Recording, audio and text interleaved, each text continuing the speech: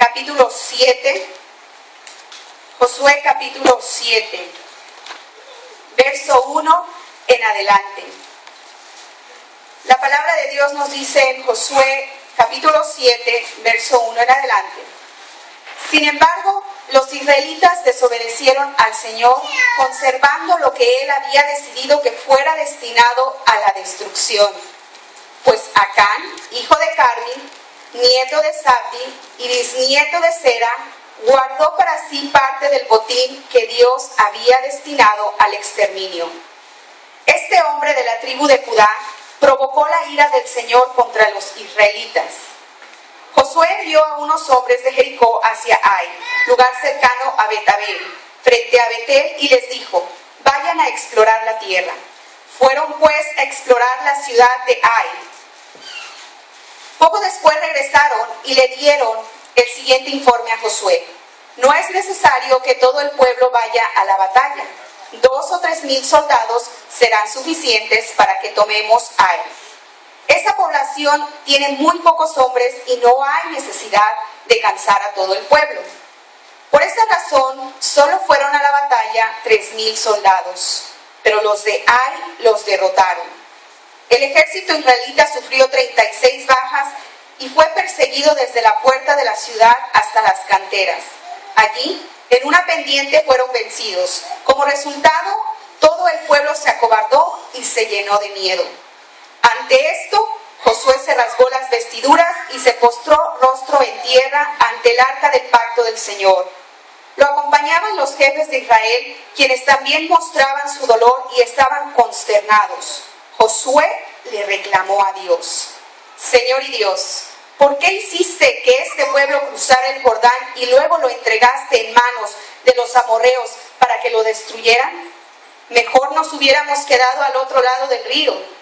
Dime, Señor, ¿qué puedo decir ahora que Israel ha huido de sus enemigos? Los cananeos se enterarán y llamarán a los pueblos de la región. Entonces nos rodearán y nos exterminarán. ¿Qué será de tu gran prestigio? Y el Señor contestó: levántate, ¿qué haces allí postrado? Los israelitas han pecado y han violado la alianza que concerté con ellos. Se han apropiado del botín de guerra que debía ser destruido y lo han escondido entre sus posesiones. Por eso los israelitas no podrán hacerle frente a sus enemigos, sino que tendrán que huir de sus adversarios. Ellos mismos se acarrearon su destrucción. Y si no destruyen ese botín que está en medio de ustedes, ya no seguiré a su lado. Levántate, purifica al pueblo. Diles que se consagren para presentarse ante mí mañana, y que yo, el Señor, Dios de Israel, declaro: la destrucción está en medio de ti, Israel.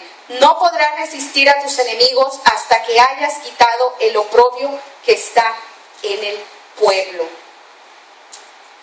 Como les decía, el Señor ya había prometido a Abraham una tierra, la tierra en donde él habitaría junto con su descendencia. Pero, ¿qué es lo que necesitaba el pueblo de Israel para poder habitar esa tierra prometida? Para poder tener esa victoria en sus manos. Era simple. Solo necesitaba entrar y poseerla. Ya Dios lo había prometido a Abraham. Ya Dios le había declarado a Josué en el capítulo 1 que a donde quiera que él fuere, el Señor estaría con él. Y recordemos que Dios cumple todas sus promesas. Dios no es hombre para que mienta, ni hijo de hombre para que se arrepienta. Pero también para poseer la tierra prometida, Israel tenía que derrotar a sus enemigos conforme al mandato que el Señor Dios les había dado, al pie de la letra. En estos días, ¿qué es lo que necesita el creyente para poder poseer la corona de vida eterna? Necesitamos cumplir con todo lo establecido por el Señor, cumplir con sus principios. Le invito a que abra su Biblia y que guarde Josué 7. Vamos a Efesios 6, 10.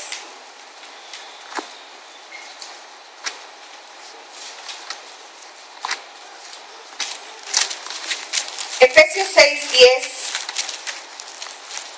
nos dice: por último, fortalezcanse con el gran poder del Señor, pónganse toda la armadura de Dios para que puedan hacer frente a las artimañas del diablo, porque nuestra lucha no es contra seres humanos, sino contra poderes, contra autoridades, contra potestades que dominan este mundo de tinieblas, contra fuerzas espirituales malignas en las regiones celestiales. El 11, pónganse toda la armadura de Dios para que puedan hacer frente a las artimañas del diablo. Como creyentes tenemos que estar conscientes de que tenemos que estar vestidos con la armadura del Señor, con la armadura de Dios, para poder hacer frente a toda batalla que el enemigo nos va a poner delante, a todo obstáculo que Satanás va a tratar de ponernos para desistir en este camino.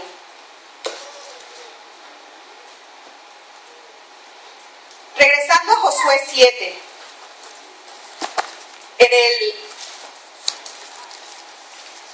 en el verso 1 en adelante, nos dice que Acán tomó un botín. El pueblo de Israel tenía como mandato derrotar a la nación de Ai, y derrotar y terminar con todo, incluso con los bienes materiales, con todas las riquezas. Sin embargo, este hombre, Acán, pecó. Él tomó parte del botín para sí y lo guardó. Y de esta manera este hombre provocó la ira del Señor contra los israelitas. Josué envió a unos espías, a unos exploradores, para ver esta nación de Ai, para ver cómo estaba el asunto, qué es lo que tenían que hacer, de qué manera iban a proceder ellos para la batalla. Los hombres regresaron y le dicen a Josué que no era necesario que todo el pueblo fuera, que no era necesario que cansaran a todo el pueblo, porque la nación en verdad eran pocos hombres, la nación de Ai había pocos hombres. Sin embargo, el pueblo de Israel fue derrotado, fue vencido. Y a esto Josué le reclama al Señor. La actitud de Josué fue de reclamo. Claro que Josué no sabía qué es lo que había pasado. No sabía, no entendía. Josué estaba en una confusión. Porque en el capítulo 1, el Señor le promete a Josué. El Señor le dice: sé fuerte y valiente, porque tú harás que este pueblo herede la tierra que les prometí. Es lógico que Josué estaba confundido. ¿Por qué el Señor les había abandonado? ¿Por qué había permitido esta derrota contra un pueblo que no era más numeroso que ellos? Si ya el Señor le había prometido que sí iban a poder heredar esa tierra. Pero como les decía, Josué no sabía lo que había pasado. Y muchas de las veces nosotros nos equivocamos. Caemos en el error de que lo primero que hacemos es que le reclamamos al Señor. Viene un desempleo y le preguntamos al Señor: ¿por qué a mí? ¿Por qué mi empleo? Viene un problema, una enfermedad, y caemos en el error de reclamarle al Señor, de preguntarle al Señor ¿por qué? Entonces Josué le reclama al Señor y le dice: ¿por qué hiciste que este pueblo cruzara el Jordán y luego lo entregaste en manos de los amorreos? Y a esto el Señor le contestó: levántate, ¿qué haces allí postrado? ¿Sabes? Yo he aprendido en este caminar que muchas de las veces cuando reclamamos al Señor, no podemos, en lugar de reclamarle, tenemos que orar, tenemos que reflexionar en dónde estuvo el error, en dónde me equivoqué, en dónde estuvo el error para que esto sucediera, cuál fue mi equivocación para que estas consecuencias estén pasando. Muchas de las veces, en lugar de poner cada situación En lugar de buscar la voluntad de Dios, buscar su conocimiento, su sabiduría, lo primero que hacemos es que buscamos culpables o reclamamos al Señor. Y aquí en este pasaje, aunque Josué no sabía qué es lo que había pasado, Josué no sabía por qué es que habían recibido derrota, pero el Señor le contesta. El Señor le contesta y le dice en el verso 10, los israelitas han pecado y han violado la alianza que concerté con ellos. Los israelitas han pecado y han violado la alianza que concerté con ellos. Se han apropiado del botín de guerra que debía ser destruido y lo han escondido entre sus posesiones. Y por eso es que los israelitas no podrán hacerle frente a sus enemigos, sino que tendrán que huir de sus adversarios. Ellos mismos se acarrearon a su destrucción. La pregunta es entonces, ¿por qué es que el pueblo de Israel fue vencido ante la nación de Ai? Por desobediencia, por el pecado, por su infidelidad, por haber quebrantado el mandato, por haber quebrantado el pacto que el Señor había hecho con ellos. Y quizás ahí está la respuesta para muchos de nosotros. Quizás ahí está la respuesta cuando viene la adversidad y nos preguntamos ¿por qué? El error de todo cristiano sería reclamarle al Señor. ¿Por qué, Señor? Lo indicado sería, Señor, muéstrame en qué me equivoqué. Muéstrame en qué parte me equivoqué. ¿Cuál fue el error? Para que tú permitieras que los problemas lleguen, que las pruebas lleguen. Enseguida dice, ellos mismos se acarrearon su destrucción. Y si no destruyen ese botín que está en medio de ustedes, yo no seguiré a su lado. La razón por la que el pueblo de Dios fue vencido está en el verso 1 que dice que porque Acán había tomado el botín. Josué no sabía, estaba en confusión, no sabía por qué. Y muchas veces nosotros también caemos en esa confusión cuando creemos que estamos haciendo las cosas bien. Cuando estamos saliendo adelante, cuando decimos, pues voy a la iglesia, estoy asistiendo a clases, pero hay algo quizás más profundo que debemos de examinar. Por lo tanto, nosotros llegamos a sufrir derrotas, quizás porque hemos caído en desobediencia a los principios del Señor, quizás por causa del pecado. ¿Cómo está tu vida delante de Dios? ¿Por no cumplir con los principios bíblicos? ¿Por quebrantar los preceptos del Señor? ¿Será difícil cumplir con lo establecido por Dios? Es la pregunta. ¿Usted cree que es difícil cumplir con lo establecido por Dios? Mire lo que dice Primera de Juan 5:3.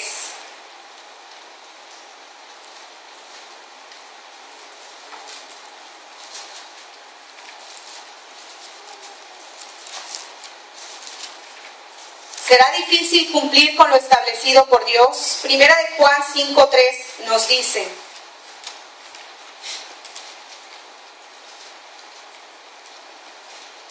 no, creo que me equivoqué. Qué pena. No, sí. En esto consiste el amor a Dios, en que obedezcamos sus mandamientos, y estos no son difíciles de cumplir. Por lo tanto, la respuesta es no. No es difícil cumplir con los mandamientos del Señor. En verdad, no es difícil. Los mandamientos del Señor no son agravosos. Los mandamientos del Señor son para edificarnos, son para poder prevalecer en esta victoria, mantener nuestra victoria. No es difícil en verdad. El enemigo anda como león rugiente buscando a quien devorar. Tenemos un enemigo y esa es una de las cosas que tenemos que tener siempre en cuenta. No podemos olvidarnos que hay un enemigo y que nosotros tenemos que enfrentar batallas diarias, constantemente. Pero por eso es que tenemos que confiar también en la promesa del Señor. Confiar en que ya el Señor ha prometido esa corona de vida para aquel que le ama, para aquel que va a seguir y permanecer en el camino, para aquel que está dispuesto a enfrentar cada batalla, para aquel que está dispuesto a salir a evangelizar, aquel que está dispuesto a llegar a la iglesia, escuchar la palabra del Señor, seguir creciendo. Cuando nosotros escuchamos la palabra del Señor, nosotros crecemos y nos fortalecemos. Cuando nosotros nos vestimos con la armadura del Señor, estamos protegidos, estamos listos para la batalla. En Efesios 6 dice que tenemos que tomar el casco de la salvación, que tenemos que tomar el escudo de la fe, la coraza de la justicia, el calzado con la disposición de proclamar el evangelio de la paz, la espada del Espíritu. La espada del Espíritu es la palabra del Señor. Por eso es que en esta iglesia me he sentido bien. En verdad no he visitado otra iglesia, pero doy gracias a Dios por el lugar en el que he llegado, en el que he crecido, porque somos exhortados a crecer en la palabra. Cada domingo, cada miércoles y en cada discipulado somos exhortados a escudriñar las Escrituras, porque esa es nuestra espada. Todo soldado va a la guerra, va a la batalla armado, va con su armadura puesta. De la misma manera nosotros tenemos que tomarla. Y la palabra de Dios nos dice, y tal vez vas a derrotar a tus enemigos, y tal vez vas a obtener la victoria. La palabra de Dios es firme, la palabra de Dios es viva y es poderosa. Así que la manera en que nosotros podemos mantener esa victoria es ser obedientes. Es no reclamando al Señor por las adversidades que llegan a nuestra vida, sino más bien confiando en que la promesa ya fue hecha. Confiando, así como el Señor le prometió a Abraham la tierra de Canaán, así como el Señor le prometió a Josué estar con él a donde quiera que él fuere, y también le prometió que él sería el que llevaría al pueblo de Israel a tomar posesión de esa tierra. De la misma manera el Señor ha hecho promesas para nosotros. Todas las promesas están en las Escrituras, están en nuestra espada. Entonces, ¿cómo vamos a prevalecer en la victoria? Ya tienes la victoria, ya tenemos la victoria. Pero este camino es difícil. Dijo Jesús que en este mundo tendríamos aflicciones. Pero si Él está diciendo que confíes, porque Él ya ha vencido al mundo, tienes que depositar tu confianza en Él. Cada uno de nosotros día a día enfrentamos pruebas, dificultades en diferentes maneras, en diferentes magnitudes, y a veces pensamos que, mi problema nadie tiene un problema como el mío, pero después escuchamos a alguien que tiene una prueba más difícil y nos damos cuenta, no, es que en verdad todos como hijos de Dios hemos padecido, todos como hijos de Dios estamos para enfrentar pruebas y prevalecer en este camino. La única manera de mantener nuestra victoria en Cristo es siendo obedientes a los principios de Dios. ¿Y cómo conocemos esos principios? Mediante la palabra de Dios, mediante los sermones, mediante las predicaciones. Venir a la iglesia, escuchar testimonios de otros hermanos. En verdad que Dios es tan bueno y para nosotros es tan difícil como seres humanos el poder creerle, el poder confiar completamente en Él. El primer paso para obtener la victoria fue entregar nuestra voluntad en las manos de Dios, para que la voluntad de Dios sea hecha en nosotros. ¿Y cómo vamos a saber cuál es la voluntad de Dios en nuestras vidas? Tenemos que empezar a cumplir con los principios, tenemos que empezar a escudriñar las Escrituras. Quizás usted lleva poco tiempo de haber conocido del Señor o de empezar en el camino de Dios. Y como nuevos creyentes, en verdad, las pruebas son más difíciles o se sienten más. Los creyentes recién convertidos son como presa fácil en las manos del adversario.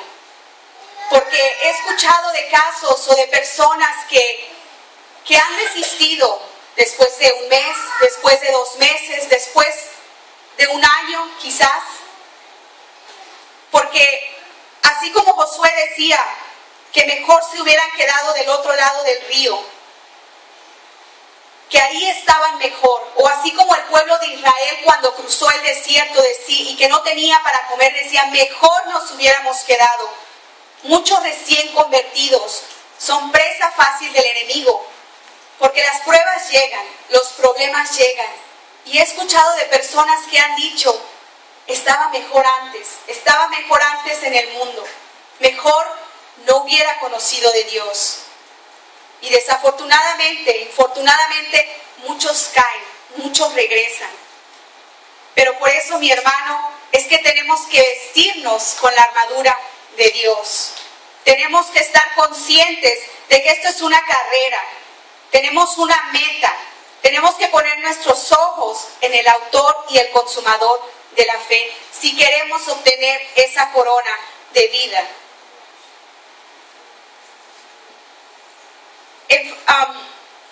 Josué 1 dice que nadie nos podrá hacer frente. Si Dios es con nosotros, ¿quién es contra nosotros? Si Dios ya le había confirmado a Josué que él iba a estar con él, que el Señor iba a estar con él a donde quiera que fuere, en cada batalla contra cada nación, era lógico que Josué estuviera en una confusión. Pero la respuesta del Señor trajo a la luz cuál había sido el error del pueblo de Israel, porque habían sido derrotados. Mi hermano, cuando usted sienta que está pasando por una derrota, cuando usted sienta que está siendo vencido por el enemigo, reflexione, medite en el Señor. ¿Qué fue el error? Porque es fácil reclamarle, es fácil decir, ¿por qué a mí? ¿Por qué, Señor? ¿Por qué si ya te estoy entregando mi vida? ¿Por qué si ya estoy viniendo a la iglesia? ¿Por qué si ya mi familia está viniendo? ¿Por qué llegó una enfermedad? ¿Por qué está este problema? ¿Por qué justo cuando empecé a ir a la iglesia me quedo sin empleo? Mire lo que dice Mateo 28:16.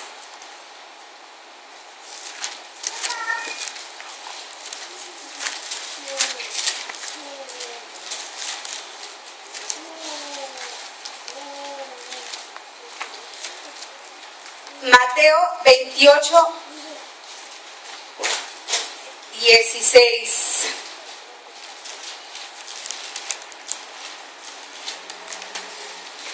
Perdón, Mateo 28:20. A partir del 19. Por tanto, vayan y hagan discípulos de todas las naciones, bautizándolos en el nombre del Padre y del Hijo y del Espíritu Santo, enseñándoles a obedecer todo lo que les he mandado a ustedes. Y les aseguro que estaré con ustedes hasta siempre, hasta el fin del mundo. El Señor nos promete estar con nosotros hasta el fin del mundo. Esto quiere decir que cuando viene una adversidad a mi vida, tengo que recordar que el Señor me ha prometido que Él va a estar ahí. Que el Señor ha prometido que va a estar conmigo hasta el fin del mundo. Tenemos que recordar que el Señor ya hizo su promesa. Que la corona de vida está esperando por cada uno de nosotros. Pero depende de nosotros el mantener esa victoria. Como les decía en un principio, un boxeador cuando pierde contra el otro contrincante puede haber perdido la victoria en ese momento. Perdió la victoria. La tienes en tus manos, mi hermano. Necesitas mantenerla. Necesitamos prevalecer en ella. Necesitamos creerlo con gozo, con alegría. Aún en medio de las pruebas hay que pedir alegría. Hay que pedir gozo. No hay que hacer reclamos al Señor. Y por último, en Santiago 1:12, no lo pude anotar aquí porque ya no tenía tinta, pero todos lo tienen en su Biblia, así que Santiago 1:12.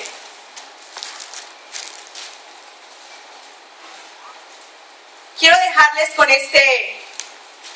este versículo que dice: dichoso el que resiste la tentación, porque al salir aprobado recibirá la corona de la vida que Dios ha prometido a quienes lo aman.